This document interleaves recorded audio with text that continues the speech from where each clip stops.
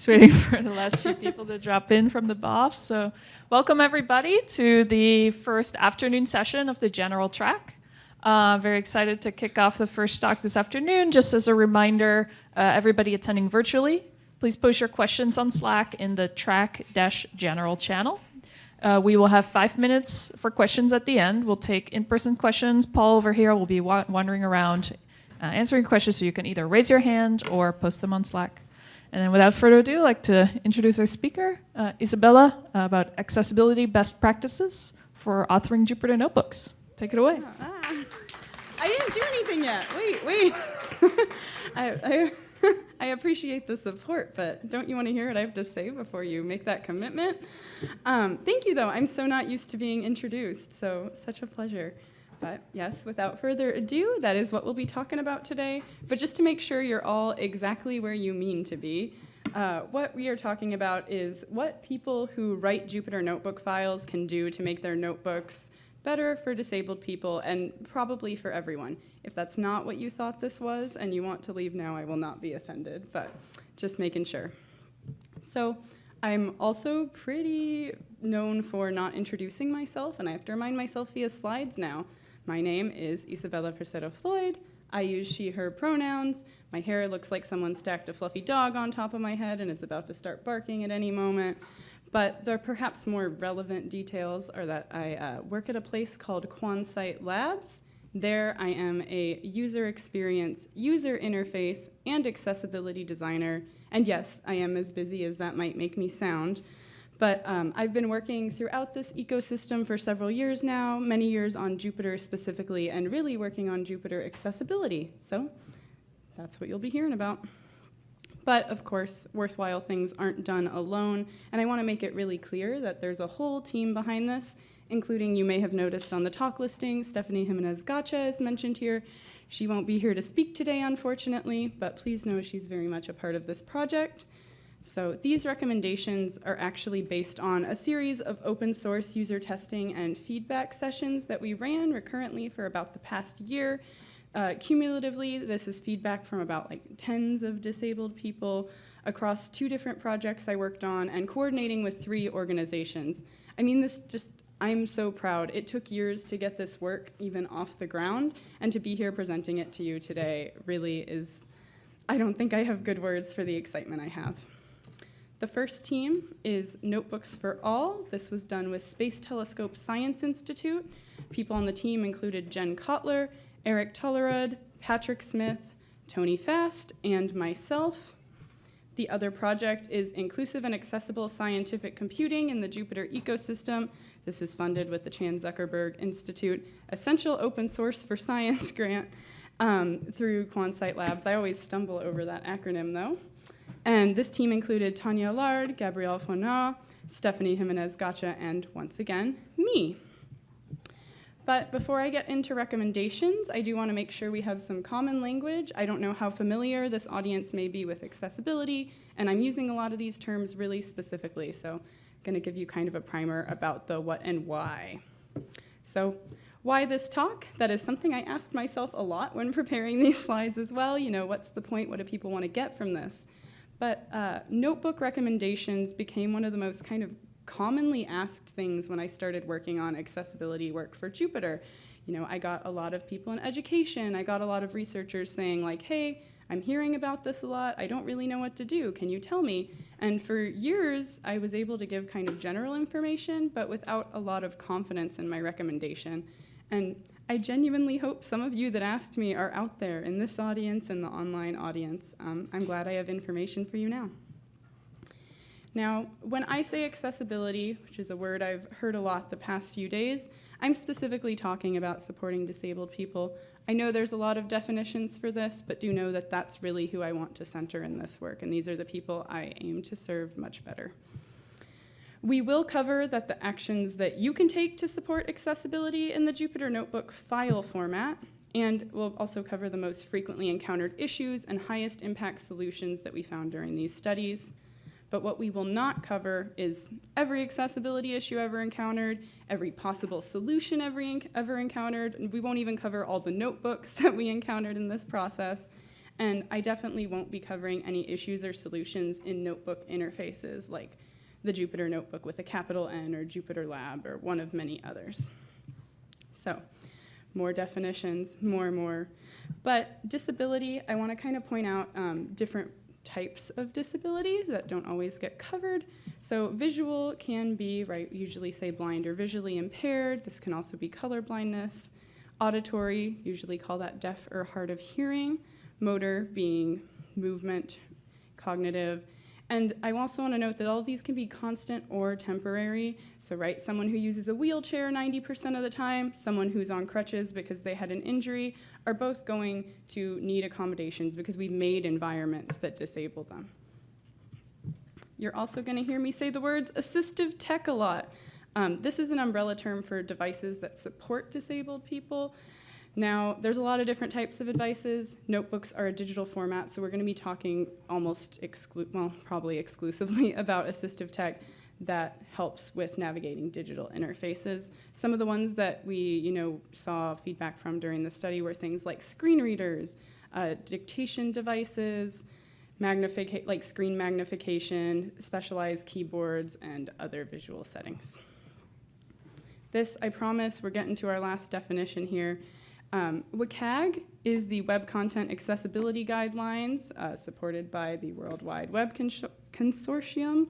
Nice little word there. The most recent guideline is 2.1. Yes, there's more current drafts in run. These are international standards. We use them to evaluate and improve web content for people with disabilities. And there's so many recommendations. It's really a document that I'm kind of in love with, even in spite of critiques of it. And it does influence a lot of legal standards internationally if the legal implications of accessibility are of interest to you as well. Now, WCAG is broken into another acronym because we're always doing acronyms here, and that is POUR, P-O-U-R. That's perceivable, operable, understandable, and robust. Now, this is what all the other guidelines get organized under, so we kind of have common questions to ask ourselves, like, can this be perceived, can this be operated?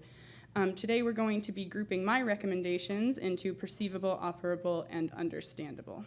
So, breaking down the notebook using those acronyms is a little easier said than done, but here we go. Starting with WCAG Principle 1, which is perceivable. WCAG says that information and user interface must be presentable to users in a way that they can perceive. I'm going to translate all of these for kind of our notebook purposes today. And for us, that means that people need to be able to access all the content in your notebook, full stop. So perceivable might include things like text alternatives. So anytime you have content that isn't text, right? Commonly we saw images, audio, video. You need to have some way that that is described in a text form. Now that could be something like an image description, or you might hear it called alt text. If you're working in a markdown cell, that image link that you have, it goes in the brackets. Whatever you describe there will be what is read in place of the image. Now, if you're doing audio, you need audio transcription. This is a paragraph style section, usually below. Easiest to do this in a markdown cell separate of your main content. Videos are going to need closed caption and transcription. And why are we talking about text so much right off the bat, right? Notebooks, part of the reason I know some people use them is because you can have that wealth of content. So, why is this all about text? What are we doing with text? Should I not write anything but text? My short answer is no. There's value to all that different content. But the thing about text is that it is really reliable and flexible, and those are some really important things when we're trying to make sure that people can access it. By reliable, I mean text is, right, the standard. It's something that most assistive tech can feed into really easily. It does not have trouble interpreting. In terms of flexibility, text on the web, it amazes me when I start to think about it for this work. You can have the text read visually like we might expect. You can have it read back to you audibly by something like a screen reader. You can translate it by language. You can make it larger. If you zoom in the browser, it should reflow. That kind of configurability is really important because what helps someone access content may actively inhibit someone else. So having people be able to configure what they need is important.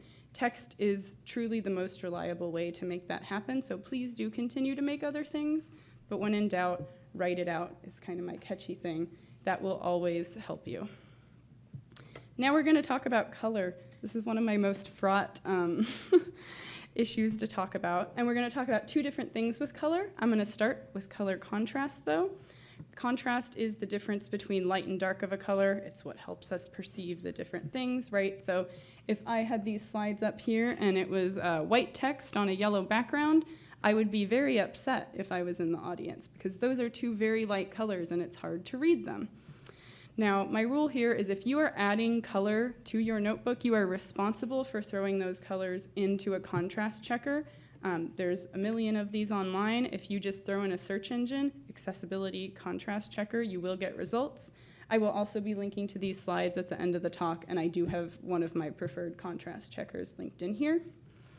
I do want to note syntax highlighting issues just because it came up so often in our tests.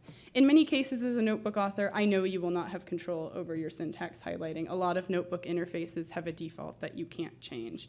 If by any chance you do have it though, be aware, look maybe for a higher contrast one. Sometimes people do have themes that are explicitly designed for accessibility purposes. Like I know there's an Eric Bailey project for accessible syntax highlighting themes. Those are really awesome. If you can change them, consider it, because we have a lot of issues with people missing parts that are low contrast, missing whole areas of code, or getting misled with groups because the color groupings are not distinct enough. So there's all kinds of lack of information or misinformation that can happen. And I'm gonna maybe assume a little with this audience, like seeing only part of the code would be pretty disruptive for your workflow too. We're also gonna talk, color. We were talking about being able to see it and not, but also color shouldn't be the only thing that you're relying on. Color coding has its merits. I'm standing here wearing color-coordinated things. I can't claim to be a hater of color, I think. But color is also strictly visual, right? Here I have a notebook output that's telling me, oh, you have an error, right? And it turns red. If there's no other information to say it turns red, you can miss an error. We did have that with some cases. The thing that the notebook does do right here by default is right because it is reporting the error that you would get back. The word error does appear in the text. This is a good thing. Text, once again, is very flexible. The other thing that people do is sometimes include icons, right? So like instead of just making it red, you have a red X, or you have a green check for success. As long as it's represented in more than one way, you're on the right track. Now, data visualization. This could be several talks on its own, and I think there are people more knowledgeable than me working on accessibility data visualization work, and by more knowledgeable, I mean knows more about data visualization. However, several of the notebooks that we had did have visualizations, so I would like to share some takeaways from those. Of course, everything I just talked about still applies. The visualizations aren't special. We still need to worry about things like contrast. We still need to worry that there's information in ways that aren't just color. And you still absolutely need image descriptions wherever that applies. But funnily enough, the main issue that we had was just that people didn't kind of complete their visualizations. We were missing things like titles, axes weren't labeled, we didn't have units. And I promise I understand. When you're working on a lot of things, sometimes these details slide by. But what it meant was that when people even, had to work to get this access, right? It may not just be as easy as looking at the plot for them. Then they open it and they can't get the information anyway. So please remember to make the most complete visualization that you can. You should also link your sources or any relevant data analysis if possible. Visualizations, once again, have visual in the name. It was pretty much unanimous from our blind and visually impaired participants. They were like, yeah, I only make visualizations when I know I'm presenting to sighted people. These do nothing for me. What they really wanted to do when I asked was I want to dig into the data. Maybe I want to follow along with the notebook. Maybe I want to be editing it, right, side by side to kind of see how it works, because that's the way I'm able to understand the information. So wherever possible, having a source notebook for them to download, having the source data, that can be a big step to helping them actually interact the way that you probably want them to. And finally, you're going to summarize why you included your visualization somewhere. In fact, I want you to do this one so much that we have it on its own slide, and I'm going to say it one more time. Summarize why you include your visualization. This has been an issue with, say, visualizations where someone did include an image description. They're well intended, but frequently when people are starting out, they get really caught up in the minutia, right? And so there will be things like they'll try and describe every data point in the visualization. They'll tell me like every color, like I'm opening a Crayola box like of 64, really creative names. But I'm going to tell you, if someone asks me to review their notebook for accessibility, the first thing I'm doing is breaking all of your links. I'm not going to see anything that you have, and if your notebook doesn't make sense with everything broken, I won't know what you're talking about, right? So thinking about like, what's the most important thing? Why in the context of this notebook does this matter to you is, I think, good for your writing, but also will help people be able to make sure that we're getting the information they need. Final note on Perceivable, what else fits under this? I may not be able to tell you. All the time people show me notebooks with things I've never seen before, and that's awesome. That's part of why I'm here and why I've stuck with this space. But that also means I can't tell you everything that you're going to need to know. You're going to have to ask yourself sometimes, like, once again, what if this thing doesn't load? What if it breaks? What if it doesn't work in a demo, maybe if that's a more familiar experience to you? And having those kind of backups is a great way to kind of get used to start thinking about accessibility in places I might not have seen yet. Great, we made it through one of three. Now we're going on to Operable. That's the second principle of WCAG. And it says, user interface components and navigation must be operable. Now, for us, this means people need to be able to move around and use everything in that notebook. Now, you may be thinking something like buttons or menus, but we're going to have kind of a different situation. One of the most important things for operability is actually to use your markdown headings. If you use them properly, they kind of create a ladder for your notebook. This is like really critical structure for assistive tech in particular, to be able to move around and understand what it's dealing with. This is the same for HTML outside of the notebook context, by the way, if that helps you. But just like a ladder, you need to not skip rungs. That means you need to use headings 1, 2, 3, 4, 5, 6 in order. Don't just skip from 1 to 4 for aesthetic reasons. That will mess everything up. And you're only going to use one heading 1 because that often becomes the document title officially. And if it's one document, it should have one title. Sometimes you get weird things there. You are also going to use clear link text. People need to know what the link is going to do before they click on it. I think perhaps the most familiar with this is like, click here to learn more. And here is the only word that's the link. You don't know where you're going. You don't know what that's doing. What's it going to do to your computer? What would be much better would say, to learn more, right, visit Project Jupyter. And the link part is Project Jupyter, and it takes you to jupyter.org. Wonderful. I know where I'm going. I know if I want to go there. I know what I am doing with my time. I also hope to never see flashing content in any of your notebooks. Flashing being when things, right, like, I'm going to say flash again, more than 3 times per second is the dangerous threshold. At best, you are going to give someone a migraine or make them dizzy. At worst, you're going to give someone a seizure. I don't really care if it's a GIF. I don't care if it's a video. I don't care if it's your super cool visualization. You can't do this. It really puts people in danger. Please consider that you do have that power when you're working on a notebook. Now, I kind of mentioned these might not be what you expect in terms of operability, so why do these impact operability?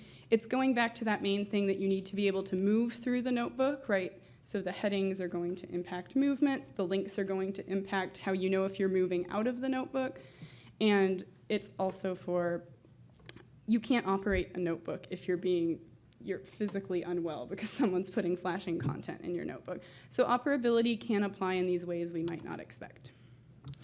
Finally, we have understandable. This is WCAG Principle 3, and this is that information and operation of the user interface must be understandable. I have to say, as I've been working on this, it's become a pet peeve of mine when they use the word to define the word right above it.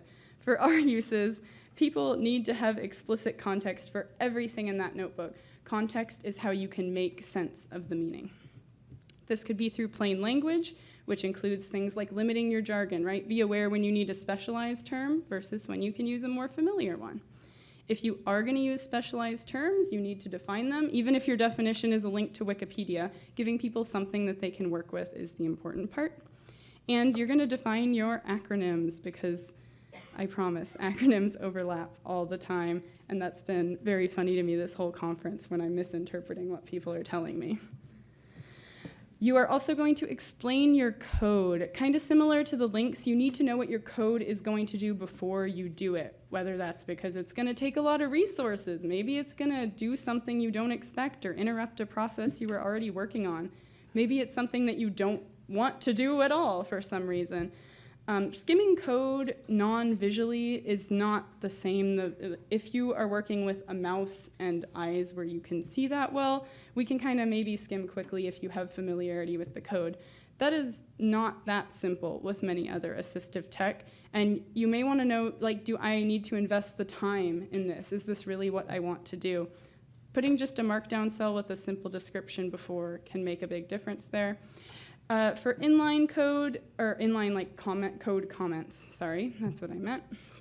This can be okay, but if you'll mention the issues with syntax highlighting, the compatibility of your code editor with Assistive Tech means I can't really guarantee people will be able to get to your inline comments, so I would reserve that really only for long stretches of code and probably even break up your code into different cells and just have those labels. Having a table of contents, too, was the most requested by far across all of the studies. I really underestimated how much people cared about having a table of contents of some kind. Whether you create this manually just as an ordered list in your document, whether the notebook interface you're using has it built in, right? Like Jupyter Lab will try and generate table of contents for you from your headings, and I'm sure other interfaces do. Just making sure that you have that kind of similar to the rest. People want this context. And coming full circle, as my last recommendation, I'm going to talk to you about what you need in the first cell. So the first cell, kind of like the rest, will let people know if they can really invest the time and if they want to into understanding your notebook, because there's a good chance for a disabled person working with this, they're going to encounter more obstacles than even I will probably predict from the work that I've done. Knowing if this is really the notebook they need before getting to the end of it and realizing they spent a bunch of time is a major improvement. So in your very first cell, you're going to include a title. This is that heading 1 or that single pound sign in Markdown again. You're going to include a 1 to 2 sentence summary. You're going to include authors and affiliations, a date written and date updated if relevant, and you're going to once again link to those sources, whether that be an editable notebook, data, kind of that similar concept. Right, and this doesn't have to be something complicated to make it really clear. You really just can have a cell with that heading, with everything else in paragraph formatting. Just put it at the top. Right, now that I've bombarded you with information that I've learned in the last year or so, we are going to talk a little bit about adopting a notebook accessibility checklist. Uh-oh. A checklist? Nobody likes when I say the word checklist. People who reviewed this slide every time were like, you can't say checklist. People don't like checklists. I understand. I'm a bit of a list maker. But what I do want to encourage is that your checklist doesn't have to be maybe the literal checklist you're thinking of. It really depends on your process. You know, maybe your checklist is your test suite, right? That'll tell you if things are operating the way you expect. Maybe it's a notebook template, right, where you just have something that you fill in the content, so you don't have to think about the structure every time. You just worry about your content. This could be talking to your friend, like my cat who listened to these slides and honestly all the notebook data a lot. She should have probably been on the research team too. And it could be peer review if you're in a situation where that makes sense. If you start expecting this of people, they'll probably start expecting it of you, even if it's out of spite. And then we'll start getting more accessible notebooks regardless. Yeah. The thing that I really want you to do, whatever process works best for you, is to find some kind of process, and I want you to stick with it. That is the only way we're going to keep seeing these improvements, and I think every day about the millions of notebooks in public on GitHub alone that don't do these things, and what a nightmare they are. Of course, with any talk that has kind of some of these action-oriented things, I'd like to start leaving with some things you can do. The first one being, just try one thing from this list. I know I gave you a lot of options today, but if you remember, they're the highest impact things that we saw. If you remember one thing I said this whole time and try it, I promise you it'll be a much bigger upgrade. If you remember that this person stood on stage and said, hey, use markdown headings, and that's all you do, I will be very happy with you. Of course, though, when you're doing this, try and not go alone. Find people who are also interested in this. If you have, time and interest in the future, listening to wider disability and accessibility communities have far more insight, often more specific insight for your use cases too, whereas this is a general talk. Keep writing those notebooks, keep writing thoughtful notebooks, and encourage people to do that, right? I know sometimes this can feel a little scoldy, and I don't want it to be. We can do better. And, of course, commit to that checklist so that we can see how it's going. And, maybe in a bunch of years, you'll be back here with things that you're like, this didn't work, this worked better, and that would be wonderful. So, accessibility is here to stay. It's not new, it will keep happening, and I'm really grateful that you were all here today. This is a fuller room than I expected, and so I hope you're here to stay too. Thank you.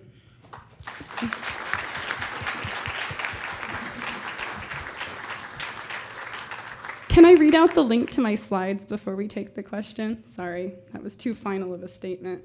I do want to make sure people can have the slides even if they can't read this. So you can find these at bit.ly/accessible notebook. That's bit.ly/accessible-notebook.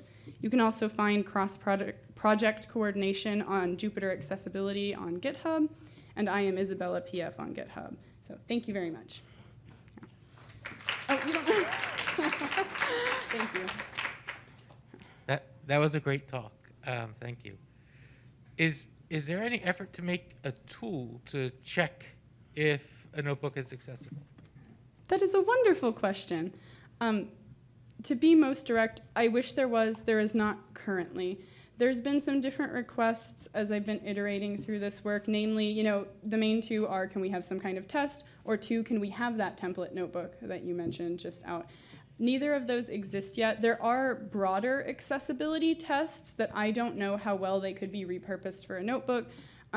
Accessibility industry standard are things like AXE testing, AXE, if you're looking that up. I have not personally tried to run them over an individual notebook, but some of those tools, there's also browser extensions like WAVE, another acronym I don't remember the meaning of, but WAVE has a browser extension form that I don't know, you may be able to open it over a notebook, but as of right now, I don't personally have tests that are notebook exclusive, but that would be awesome, so thank you for asking. Yeah. Thanks, that was a great talk, and I appreciate it wasn't scoldy at all, and that was very much appreciated. So when we create a graphic, whatever it is, a bar chart or whatever, what do you recommend, because how do we annotate that or alt text that?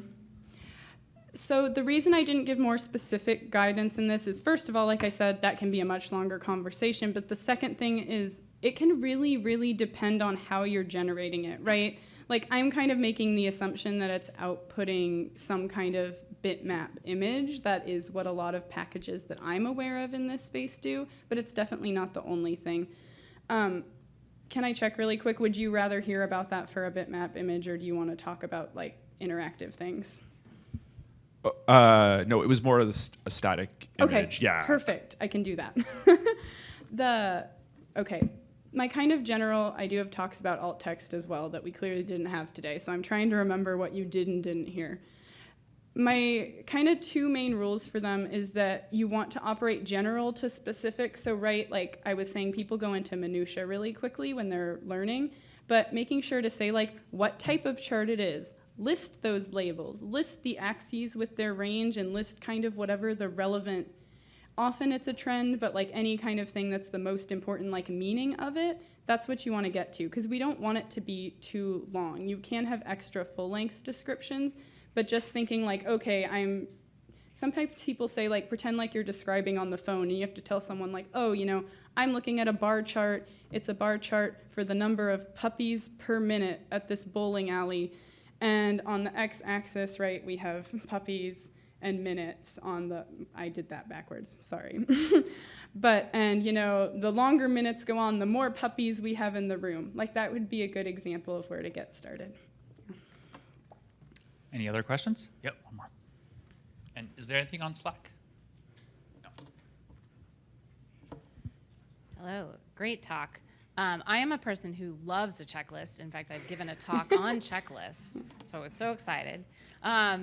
So I was wondering if, in fact, like, do you have a checklist that maybe we could use as reference for building our own templates and things? There is a draft one on the Notebooks for All project. I say draft because in the review process, I'm not actually sure what edits were made to it since I last looked. But yeah, I can hand you the link after. But on that Notebooks for All, which is github.com/IOTA-school/notebooks for all, I'm going to just have to hand that to you. There is a checklist on there that includes most of this and some more.